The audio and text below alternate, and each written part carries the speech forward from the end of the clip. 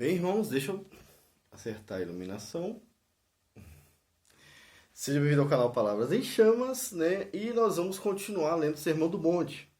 Para você que chegou agora e não sabe o que aconteceu, estamos lendo o Sermão do Monte. Vou deixar o link da playlist aqui embaixo. Aí você não precisa começar do meio, você pode ir lá e começar do início, tá bom? Nós já lemos, deixa eu ver, já lemos 3 pontos da segunda parte a respeito do Sermão do Monte, né? Começamos no versículo 17 de Mateus 5 e terminamos no versículo 30 de Mateus 5. Então, bastante coisa. Fomos do Novo para o Antigo Testamento, voltamos para explicar.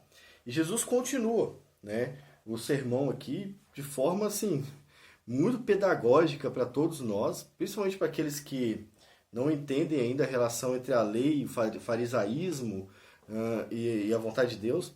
Acho que isso tem mudado bastante a nossa cosmovisão a respeito da lei. E nós vamos continuar.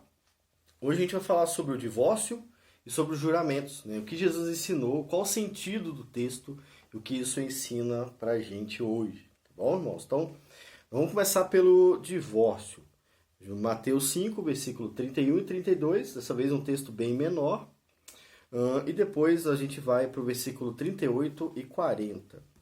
Talvez eu termine nesse vídeo, vamos ver quanto tempo vai dar isso aqui. Se der uns 15 minutos, não, se der uns 25 minutos a meia hora, eu acho que deu uma quantidade de tempo boa para a gente tratar, né?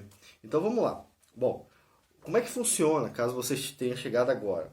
Nós só vamos ler a Bíblia e entender o que o texto está falando, tá? É isso, essa é a ideia, né? É só ler e entender o que a Bíblia está falando, tá?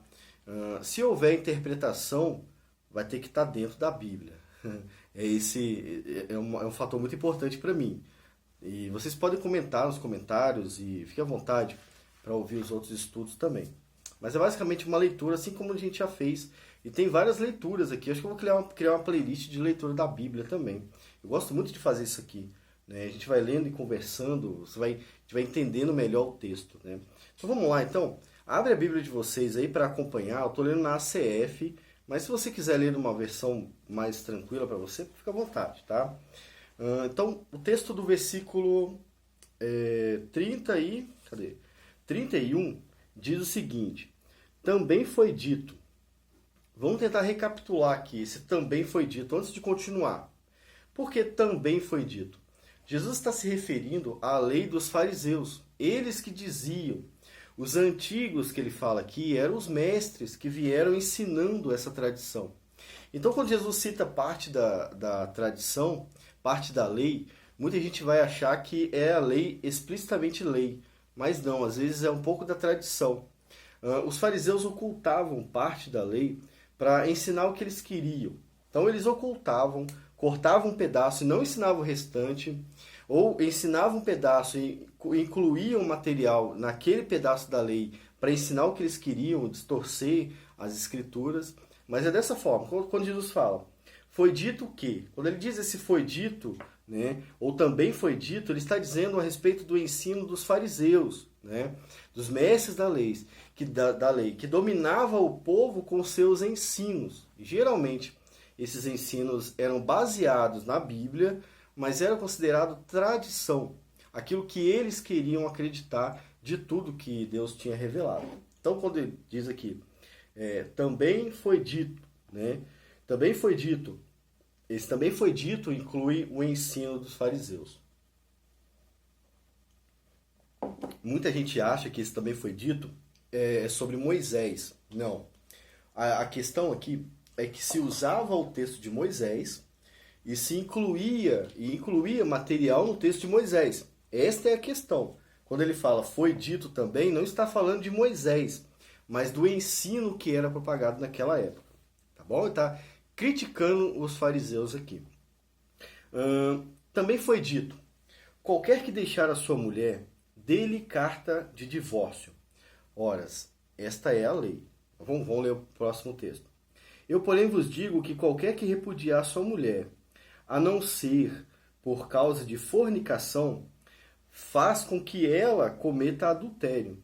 E qualquer que casar com a repudiada, comete adultério também. Então, esta é a conclusão de Jesus acerca do que era ensinado. Não acerca da lei, acerca do que era ensinado usando a lei. Tá? Qual a ideia básica aqui? Foi dito também, se você quiser largar da sua esposa, dê-lhe carta de divórcio. É só isso que você vai fazer. E vai se separar da sua esposa como se nada tivesse acontecido. Acontece que a lei não diz exatamente isso. Eram os fariseus quem diziam. Esse trecho é baseado em Deuteronômio 24, que é de onde os fariseus, e haviam, nesse caso aqui, nesta época, haviam duas escolas de interpretação desse texto. Os fariseus achavam que se você queria se separar da sua mulher, você tinha que se separar. Você podia se separar. E Jesus vai falar, olha, se você fizer isso sem um motivo verdadeiro, né, no caso ali a fornicação, você faz com que ela peque, porque ela não está separada de você, mesmo que tenha carta de divórcio. Esta é a questão. Todo divórcio que acontece por um motivo banal, ele não é exatamente um divórcio, é uma rebeldia contra o casamento, entende? Então, se há um motivo banal para o casal se separar, eles não vão se separar, eles vão corrigir o motivo, entende? Então, se o marido é preguiçoso, né, ou sei lá, se o marido não gosta de trabalhar, ou se o marido fede, falando motivos banais, ou se a menina não se veste bem, ou se ela não vai para a igreja, e isso não é motivo para divórcio, entende, irmãos? Isso é um motivo banal. Você ainda faz com que aquela pessoa cometa adultério. E a pessoa que casa com ela comete adultério também. Nós nos tornamos culpados disso, entende? Então há regras para o divórcio e a lei é muito específica a respeito disso. Então, abre aí se você quiser ler Deuteronômio 24. Deuteronômio 24, do versículo 1 até o versículo 4 só. Já vai dar para a gente entender, tá? O texto da lei verdadeira diz o seguinte, não o texto dos fariseus, o texto da lei diz o seguinte: quando um homem tomar uma mulher e se casar com ela, quando ele se casar com ela, então será que, se não achar graça em seus olhos, vírgula, porque ele não achou graça nos seus olhos, vai continuar, por nela encontrar coisa indecente. Então, o motivo do divórcio é por ter encontrado nela coisa indecente. O termo indecente aqui significa vergonha, vergonhoso, impuro ou indecente, né? A King James usa impuro, a Nova Almeida Atualizada usa indecente. A questão aqui é quando o cara casa, ou quando há o casamento, e depois do casamento se descobre coisas que eram motivos para não ter se casado. Prostituição, lascívia, fornicação, adultério mesmo, se casou estando com outra pessoa, isso para homens e mulheres, né? Na verdade, não é só para homens. Aqui o texto fala do homem, mas isso aplica também para o homem. Então, essas questões mais pesadas, entende, irmãos? É isso. Não é do jeito que é hoje. Hoje está muito bagunçado, né? Hoje nem se casa, na verdade. Hoje o casal se junta, né? Passa lá 2, 3 anos fazendo sexo e depois se separa, numa boa, né? Só tem um detalhe, esse casal às vezes está tomando ceia. Esse é o problema. Às vezes ele está indo na igreja, às vezes ele é professor da escola dominical, entende? Às vezes ele é o pastor que já está no 20º casamento que se separou por um motivo banal. Esse é o problema. E os fariseus ensinavam isso. Então, havia duas escolas de fariseus. Uma ensinava isso. A outra ensinava que não podia se separar de maneira nenhuma. Jesus está vindo na lei, está lendo a lei. Olha, a lei está dizendo que se um homem se casar com uma mulher e depois disso achar nela coisas indecentes, coisas vergonhosas nela, que coloquem em xeque a própria família aqui, far-lhe-á carta de repúdio, né? E lhe dará a sua mão e a despedirá da sua casa. Esse era o motivo. Muita gente vai falar que lá naquela época era por causa da dureza do coração, por causa de uma leitura curta de outro texto. Mas a lei está falando que não é de qualquer jeito, não. Eu não estou dizendo que o autor bíblico está errado. Estou dizendo que a nossa interpretação às vezes está errada. A Bíblia não dá margem para você se separar por qualquer coisa. Ela é bem específica. Quem mudam as coisas são os leitores. Quando a gente vem ler a Bíblia do jeito que está escrito, É bem fácil de entender, né? Então, ó, se não achar graça em seus olhos, por nela encontrar coisa indecente, dar-lhe-á carta de repúdio, e lhe a fará na sua, e lhe a dará na sua mão, e a despedirá da sua casa. Aí a gente vem em uma outra situação, tem uma outra situação. Acompanhe a leitura. Se ela, pois, saindo da sua casa, for e se casar com outro homem, e esse também a desprezar, e lhe fizer carta de repúdio, ou seja, essa mulher casou de novo, e o rapaz lá também se divorciou dela por alguma coisa, né?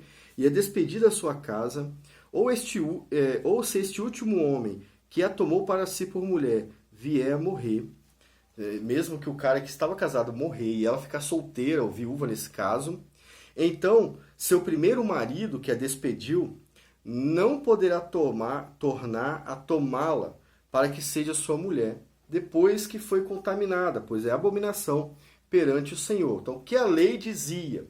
Vamos entender aqui a lei, porque essa parte talvez não seja muito clara. Vamos supor que você... Vamos pegar um troço aqui. Vamos supor que o mouse, né, se case com esse suporte aqui. Eu fiz isso lá na área de membros, eu vou fazer aqui também. O mouse se casou com esse suporte aqui. Durante a lua de mel ou durante o convívio familiar, o mouse descobriu alguma coisa nessa mulher que é terrivelmente inaceitável. Aí usa a imaginação de vocês, mas tipo, roncar não é terrivelmente inaceitável, tá, irmãos? Se vestir mal não é terrivelmente inaceitável. Ser respondão, ser respondona não é motivo também, tá? Ser preguiçoso, preguiçosa não é motivo, tá? Agora, prostituição, adultério, lascívia, outras coisas mais pesadas, né? Violência familiar, que é uma coisa inaceitável também. Aí esse rapaz descobriu que a mulher dele tem um problema desse. Ele vai dar carta de divórcio para ela e ela vai embora. Esta mulher conheceu esse lápis, a lapiseira, e se casou com ele. A lapiseira percebeu a mesma coisa que o mouse percebeu. Ele vai dar carta de divórcio para ela, ela vai embora. A lei está dizendo que o mouse não pode agora se arrepender e querer se casar com ela de novo. Esta é a lei, entende? Então aqui fica discriminado como o divórcio acontecia e que o marido que se divorciou da primeira vez não podia voltar para sua esposa.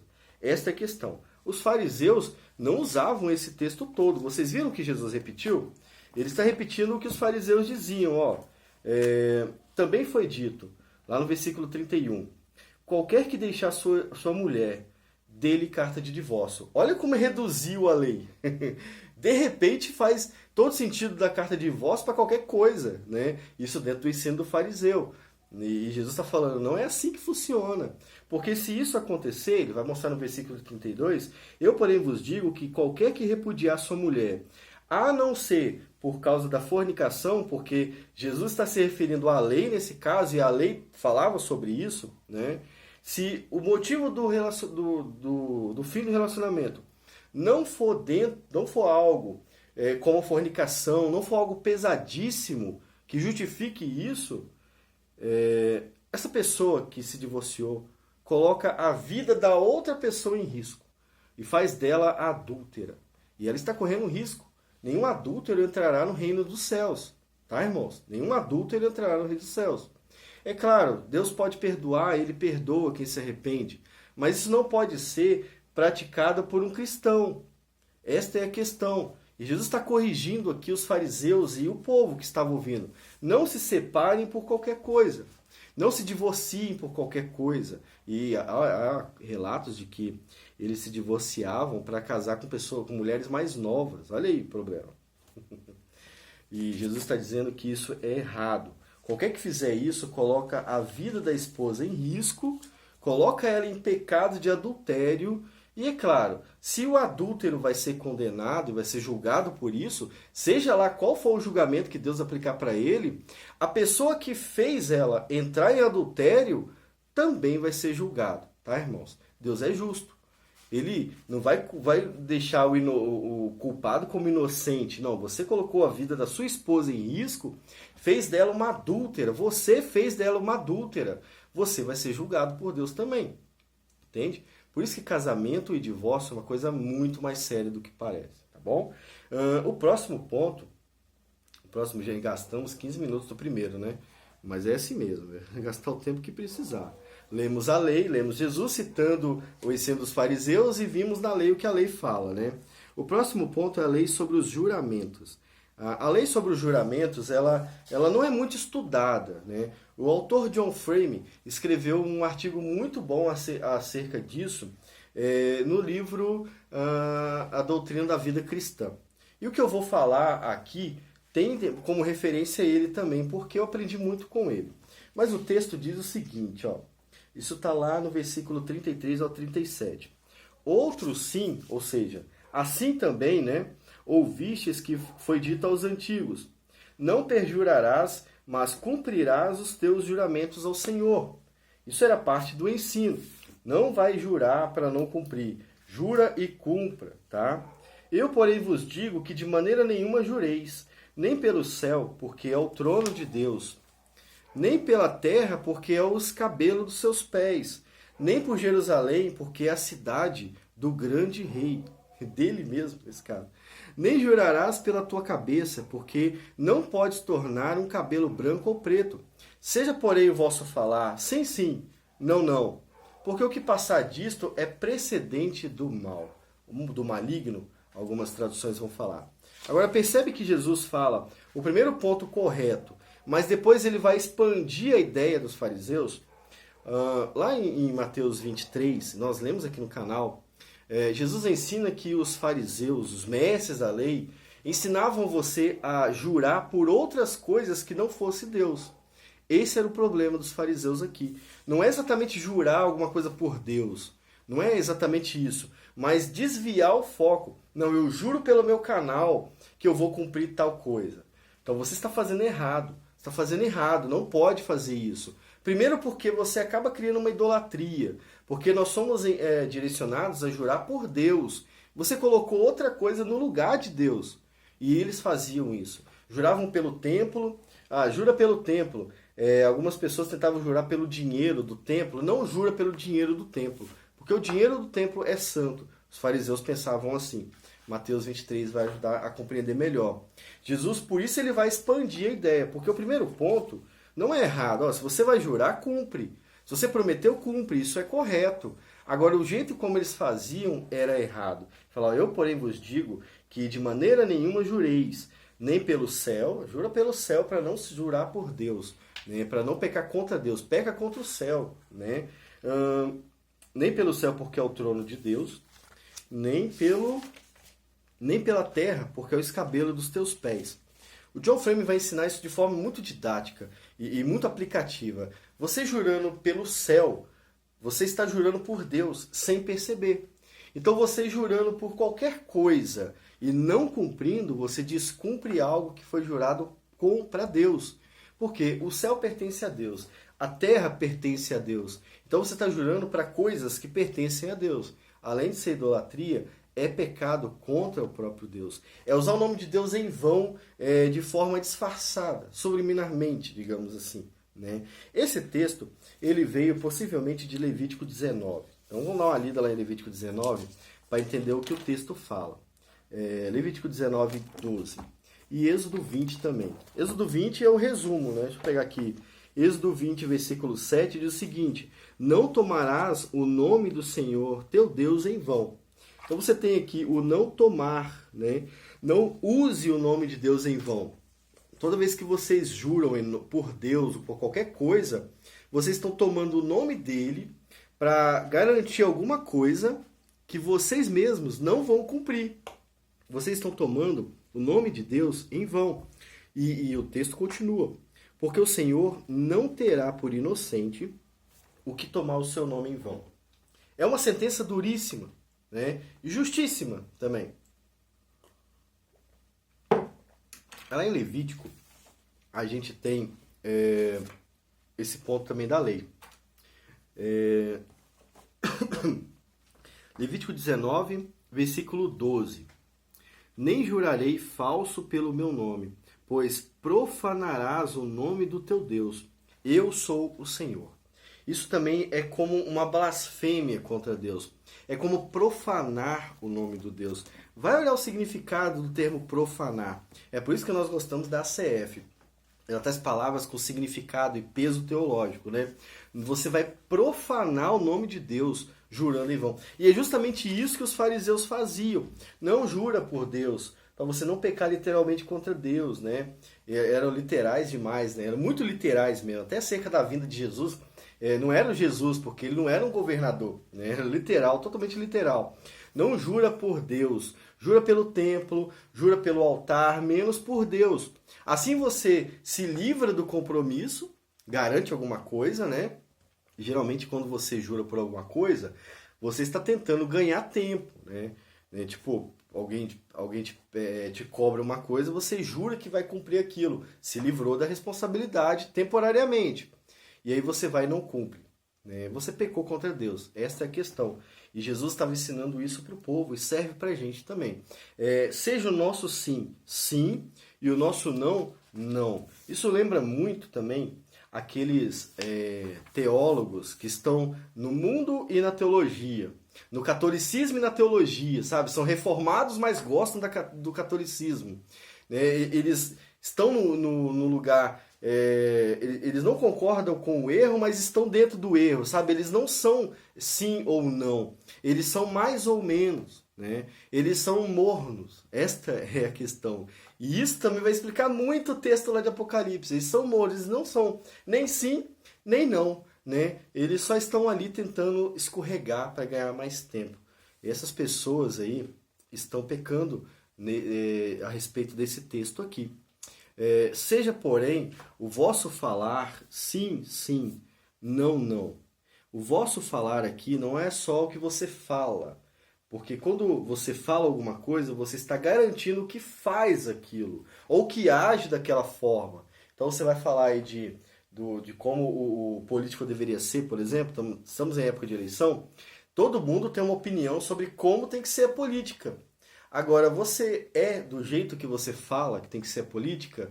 Então, você tem que ser sim. Sim, sim, não, não. Meio termo não cabe. Jesus não vai salvar meios crentes. Ou é crente ou não é crente. Jesus não vai salvar aqueles que amam a verdade, mas amam um pouquinho a mentira. Não, ou você ama a verdade ou você ama a mentira. A gente vai ver também depois. Jesus não vai salvar aqueles que amam o dinheiro ou as coisas deste mundo e amam a Deus. Porque não existe ninguém que ama a Deus que ama as coisas desse mundo. Né? Ou é sim ou é não. O que passar disso, o meio termo já é de Satanás. Meio termo procede do mal. Esse ponto é importante. Isso é importante. Irmãos, nós pecamos muito a respeito disso aqui. Nós temos que nos arrepender muito em relação a esse juramento aqui. Tudo que nós falamos e não cumprimos. Tudo que nós falamos e, na verdade, não fazemos. Né? A respeito da nossa doutrina. A respeito dos nossos conceitos, tudo isso peca contra o terceiro mandamento. Estão usando o nome de Deus em vão. Tá? Isso não envolve só juramento, envolve o que você fala e não faz. Envolve o que você ensina e não faz. Tá, irmãos? E é bem sério isso aqui. Eu considero, pelo menos, bastante sério. Né? Ser sim, sim e não, não. Próximo ponto. Eu falei que daria para terminar, mas não dá. Nós falamos sobre os juramentos e a gente tem mais 2 pontos. Esses 2 pontos ficam por último vídeo. Eu vou gravar agora, na verdade. Vocês perceberam que eu tô com a mesma camisa? Eu tô gravando no mesmo dia. E, na verdade, ó, agora é meia-noite. Então já nem é o mesmo dia, é outro dia, né? Um dia, 2 dias com a mesma roupa. Não, brincadeira. Gostaram da leitura? Vamos continuar. Continua no canal aqui. Daqui a pouco aparece outro vídeo. Enquanto isso, veja os outros vídeos do canal. Tá bom? Fiquem com Deus e até o próximo estudo aqui no canal Palavras em Chamas.